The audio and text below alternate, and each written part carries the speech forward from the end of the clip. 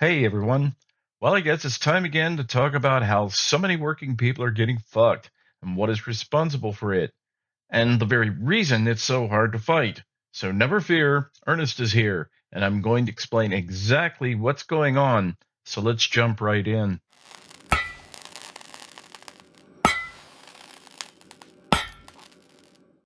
The how and why so many working people are fucked right now is due to something you may have never heard of, something I call the system.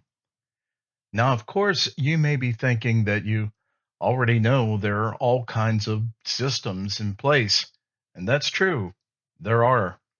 But actually, most of those systems you may be thinking of are really just subsystems of the system. So before I go into explaining the system, I believe it only makes sense that I explain why the system exists in the first place.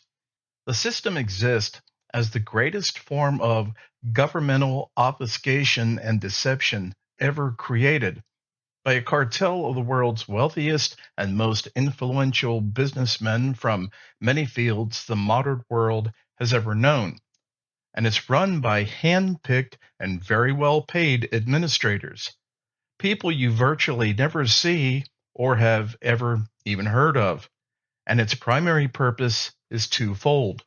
First, to allow them to continue doing their business as usual with no real regulatory or legal responsibilities to any government whatsoever. And second, complete anonymity, no legal connection to these atrocities whatsoever, therefore neutralizing any possibility of future convictions of crimes such as treason and or crimes against humanity. That, in the simplest terms I can think of, is what the system is, who it was created by, and the purpose it serves. Now that we know its overall purpose and function, I want to go a little bit deeper into the motivations for its creation.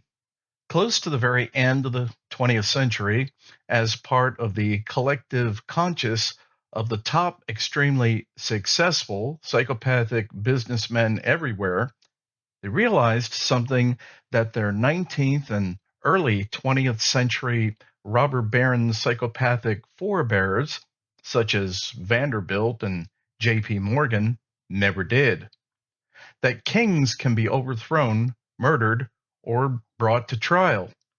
And the same goes for dictators, as well as the owners of multi-billion-dollar businesses that are always under at least some legal scrutiny and accountability. And that situation in the hyper capitalist deranged mind of the 21st century psychopathic tech bro businessman was not acceptable. So they created an incredibly simple and extremely effective method for accomplishing that goal by owning nothing. The creatures that most people still think of as the fantastically wealthy owners of their respective companies, Amazon being a perfect example, don't actually own the companies at all. Yes, Jeff Bezos is incredibly wealthy, but he doesn't actually own Amazon. Again, the company is run by administrators who are given incredible salaries yet own nothing. Yes, you just heard me right. Jeff Bezos, one of the wealthiest men in the world, doesn't actually own Amazon, which is exactly the way the system works. So at this point, only because I don't want to go down a very lengthy rabbit hole of all the dysfunctionality that this triggers in society, suffice to say, if you're willing to believe what I'm saying is true, it's the actual reason for the following: the cost of buying and owning a car, the cost of constantly paying criminal interest rates on your credit cards, and why we can seldom buy anything significant, such as a car or a home, in cash, because we never have any fucking cash to actually buy those things with. which is exactly the way the system wants it. And since it has now become practically impossible for any working couple to even think about purchasing a half decent home in America, I'm not talking about those increasingly relatively few who make over 100K each year, each. That situation relegates most people to be renters, who will be subject to the personality and goodwill, or lack thereof, of a landlord in perpetuity, meaning simply working to exist so they can continue working, paying off the landlord's possessions and property, and get nothing for themselves or family at the end of the day. That is the system. So let me give you just a very brief sketch of what some facts of life were like before the system had taken over. And how do I claim to know this? Because I grew up in it. I fucking lived through it. In the early to mid 1970s, certain price spikes in certain areas did not inherently cause dramatic price increase ripple effects, where everyone within 72 hours across the entire fucking country reacted like the fucking world was coming to an end. Now, you might say, well, that's because America was not so heavily engaged in a world economy back then. And I'm saying, yes, that's largely correct. And that's also the point I'm trying to make. The system demands total global interaction, as it also demands total individual subjugation. In other words, because independent businesses were exactly just that, independent, a temporary price deviation in a given commodity didn't inherently raise the prices of other goods or services. Or to put this in a clearer and hopefully more vivid image, in the 1950s, a farmer on his tractor, thoroughly scratching his balls while plowing a field in Kansas, did not raise the price of pork chops or rent for a factory worker in Flint, Michigan, although it could possibly have slightly affected the cost of condoms, at least locally. All of that, of course, was the state of affairs before the establishment of the system. All of the problems I referred to previously, which are more commonly referred to as the cost of living, are a absolute result of the creation of the system. So once you understand that, you understand why high food prices are simply a systemic part, a symptom of a much greater problem. And it's very important to understand that, because if you don't, you or any of us won't ever to be able to overcome it.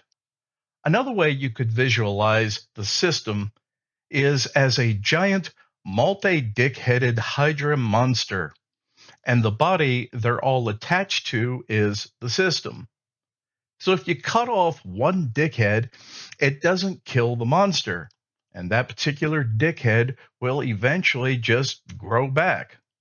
You must aim for the system's heart, its administrators. And if you succeed in doing that, you'll succeed in defeating the system. So while you're listening to all this, before you go making any assumptions, I'm not calling for a bloody revolution here.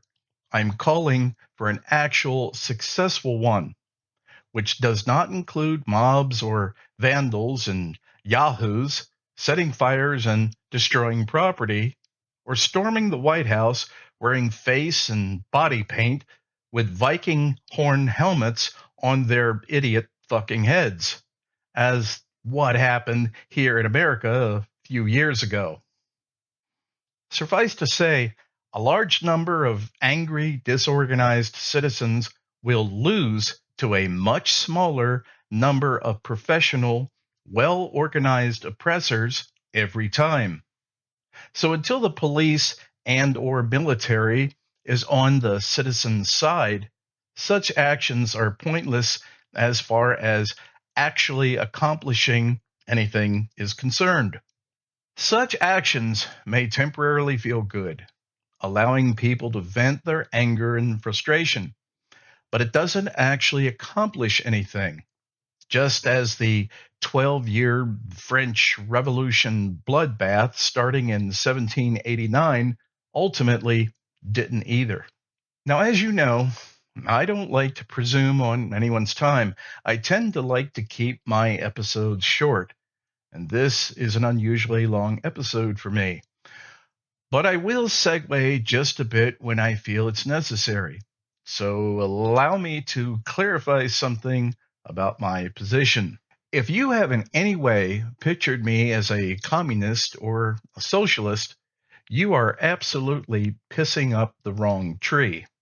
I know a bit of world revolutionary history, and one nation's leader, China's Mao Zedong, or Chairman Mao as he was commonly known, was responsible for the needless suffering and deaths, a very large percentage of them by starvation, of nearly 50 million Chinese people during his reign from 1949 to 1976.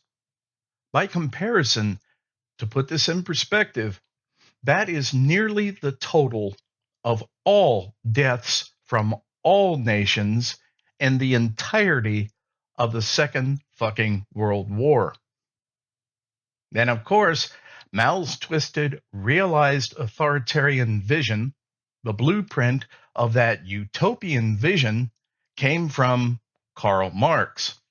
Ah, yes, good old Karl, and the delusional thinking of a cold and abusive, semi functional alcoholic who was indifferent to the poverty and suffering of his mother, as well as his wife and child, and lived a completely parasitic lifestyle off his wealthy, idealistic, and, in my opinion, idiotic comrade, Friedrich Engels. So if you're young, or maybe not so young, and idealistic, or you know someone who is, please pass that info along to them. Because, in very short, socialism can be wonderful. You can do and experience so many incredible things as long as someone else is paying for it. Hey, Marx had Engels. You youngins have your parents, those evil, greedy capitalists that raised you. Now, I don't want to give the impression that I'm all bully for capitalism. I'm not. I'll just finish by saying this. The system that we currently have here in America is actually not working. And no matter how hard many people don't want to admit that, it's the plain and simple truth. We have become a country of have and have nots. I'm not going to pussyfoot around and say, we're becoming. We are. And we need to wake up to that fact and openly admit it if anything is to actually improve. One of the main reasons this happened was because the system traded in old school capitalism over 50 years ago for a very predatory and psychopathic form of capitalism that is more accurately anarcho capitalism we have today, which could be most accurately described as a form of modern feudalism with fascist elements. If I may put this in a more pleasant, colorful, and honest language, remember that man on the tractor in 1950s Kansas I mentioned earlier? He was one of those few more enlightened Americans back then that knew not only why he was scratching his balls, but would have openly admitted it was because he stupidly allowed himself to get fucked by something really bad and stupidly stepped into a steaming pile of complete and utter bullshit known as the American dream.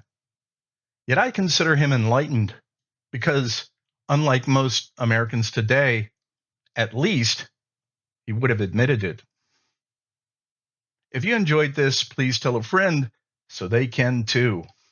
Until next time, no bullshit, mostly honest, Ernest.